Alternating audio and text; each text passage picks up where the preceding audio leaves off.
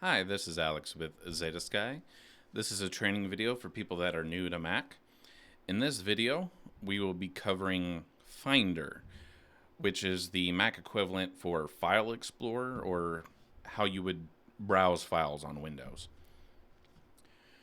So here I have Finder, and you may notice that I have things set up differently than your MacBook will have by default. So I'm going to show you how to change some of these settings, because I find that the default settings can make things a little bit frustrating to navigate around, at least for me personally. It's totally a personal preference thing, so don't necessarily follow exactly what I do. Just set it up how you think will make sense for your workflow. So the two main things I want to show you are this path bar at the bottom here. This is similar to in Windows and File Explorer, you see the path to the folder at the top of the window. Here it'll actually be at the bottom of the window, and it's a feature that you have to turn on. This is not on by default. The other thing I want to show you is how to change your sidebar here, because this sidebar appears in basically every file exploring window. And so you're probably going to want to set up some favorites and other things here to get to, and remove some of the stuff that you're not going to use. Personally, I don't use the tags, and there's a big tag section by default that takes up a lot of space. So I turn that off to just, put it on one screen, have it easier to show all the items on one screen without having to, resize or scroll a bunch. So to get to this, open up a Finder window and make sure that it has focus. You can tell if it has focus by looking at the name up here. And if we click on Finder, Preferences, bring up the Preferences window here, and you have different options here. So there are options to show on the desktop the hard drive, any external disk, any CD, DVDs, iPods, or servers you're connected to, and these settings are to pop it on the desktop. Personally, I like to keep a pretty clean desktop, so I turn these off. But you may find it useful if you work on the desktop more often than I do. Here's an option to open up folders in tabs instead of new windows. I believe this is off by default. And that's basically in Finder. If I'm opening up a new folder, it'll pop into another tab instead of a window, to kind of like a browser. Keep it all in the same window. But you have that option. I prefer to have it tabbed, but not everybody does. Here's the tag section. This is how you edit tags. This is not how you hide them. So if you want to create your own tags, and if you find this useful for organizing your files and classify them, you can set up custom tags or edit tags and tag files with it, and they can show up over here, and it could be a way to find files with those tags. I haven't personally used it, but if that's something that is good for your workflow, it may be something that you want to check out. Now, Sidebar here is probably one of the most important things you'll want to look at. Sidebar is all the stuff over here, and so you have different options that you can turn on and off. So recents, I'm thinking a lot of people will need. I don't use it a ton personally, but I know that a lot of people do. I believe that's on by default. I believe most of this stuff is on by default. But you can go through and turn on the various sections you want.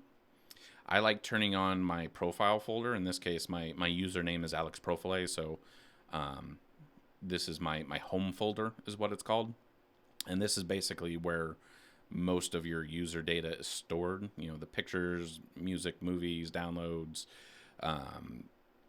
and some other things, the OneDrive, it's all going to be stored in your home directory. So this can be useful to mark and add as a favorite. For example, occasionally I might go to movies or pictures, but I don't go very often. So I don't necessarily want it taking up screen real estate over here. But if I need to get to it, I can just go to the home, and then within home there will be movies, music, etc. So here I'll just click on home, and here are my home folders. There's movies, music, pictures, and it's all there. So I find that useful. But if you go to these different sections a lot, you may want to leave them checked. There's options here for iCloud, desktop, documents. This is if your desktop and documents are on iCloud. I highly suggest storing all of your data on OneDrive because the OneDrive is we have more control over, and it's also backed up. So I don't really recommend storing company data on iCloud. Keep all the company data on OneDrive. I would highly suggest that. And then there's some other locations here that you can change with. And here's the tags section. So I turn on tags. It shows up here. Since I don't use them and it takes up a lot of space, I just turn it off. But adjust this to whatever fits your preferences, and you can always go back and change this. So you may not necessarily know what you want at the beginning. Take a guess, and then, maybe review it down the line. So to come to this section here, how to get this to appear, it's not in the preferences. This is actually in the view section. It's path bar. So if I hide path bar, it goes away. But hiding that makes it more difficult to know what folder I'm in, and makes it more difficult to navigate to other folders before this one, depending on how I got there. Sometimes it doesn't get in the way, but it depends on the situation. So I like having it on all the time so I can see where in the hard drive I am. That may be more important to me as a computer person, an IT person, than it is to you, but just in case that might be useful to you. And if let's say I want to go to this users folder, or actually here, let's see, if I go to downloads, let's say I want to go back to my home folder, and let's say for some reason I didn't have it in my favorites, I can just double click on the home folder here in the path, and it'll take me there. And that's true about any folder here.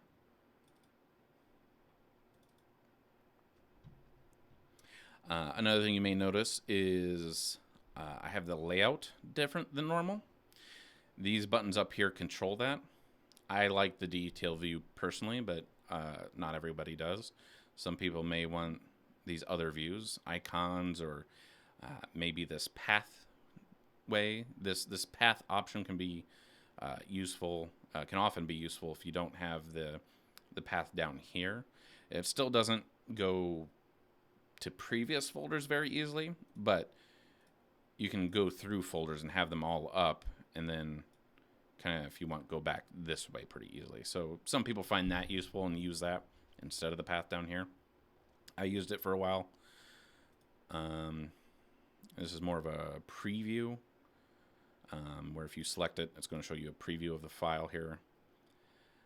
Another way that you can show a preview is if you highlight, if you select an object and you press and hold space, it'll pop up a quick preview window.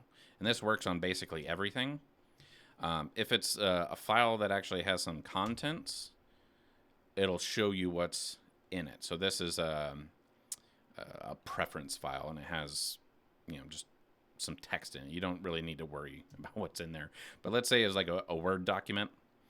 If I went like this, I could see it. Or if it was a picture, picture's probably the best example. If I want to see the picture but I don't want to open it, let's imagine this was a picture instead of an application. If I press and hold it, it's like, okay, this is what the picture looks like. No, that's not the one I'm looking for. I'm looking for this one. So that could be useful if you just want a quick preview. You have to press and hold space. There are other things in the view menu here. You can hide the different sections here or show them depending on your needs at the time or what you prefer. What I have set here is my preference, but again, that's not necessarily what's best for you. Find what works best for you and your workflow, and set that up. For example, if you're not using the sidebar, the path bar, maybe you want to leave it off. It kind of keeps things cleaner and simplified. So it's totally based on your needs. But if you have any questions or any concerns, need any help, feel free to let us know.